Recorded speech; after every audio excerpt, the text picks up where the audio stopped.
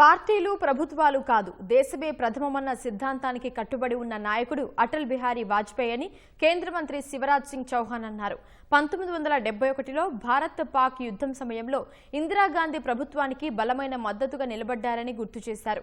ఇప్పటి ప్రతిపక్షం ఆపరేషన్ సింధూర్ సమయంలో దేశం వెన్నంటి ఉండాల్సింది పోయి మోదీ లక్ష్యంగా విమర్శలు చేస్తూ దేశాన్ని బలహీనపరిచే చర్యలకు పాల్పడిందని ఆక్షేపించారు. अटल जी के चेहरे पर तेज था, उनकी वाणी में ओज था, सरस्वती उनके कंठ में विराजती थी और कीर्ति और प्रतिष्ठा उनकी आरती उतारती थी।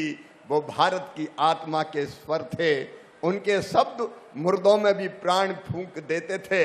उन्होंने पहले आजादी की लड़ाई में हिस्सा लिया, 1942 के स्वतंत्रता संग्राम में पत्रकार भी रहे और पत्रकार से राजनेता जनसंघ के प्रारंभ से ही वो भारतीय जनसंघ से जुड़ गए।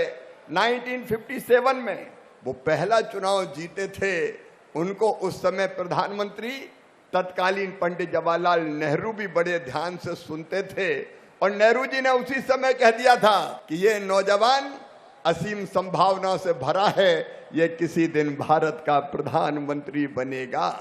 वो देश को सर्वोपरि मानते थे, कहते थे दल से ऊपर देश।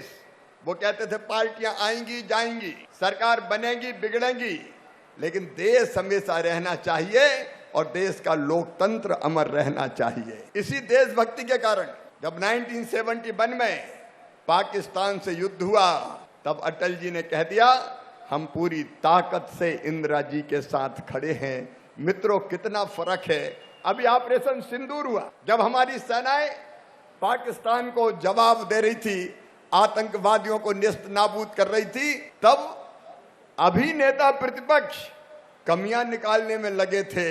मोदी जी देश का नुकसान हो जाए लेकिन मोदी जी नीचा देखें, ये भाव आज था। लेकिन तब अटल जी ने कह दिया था देश सबसे पहले, हम देश के लिए इंदिरा गांधी के साथ भी पूरी ताकत से खड़े हैं।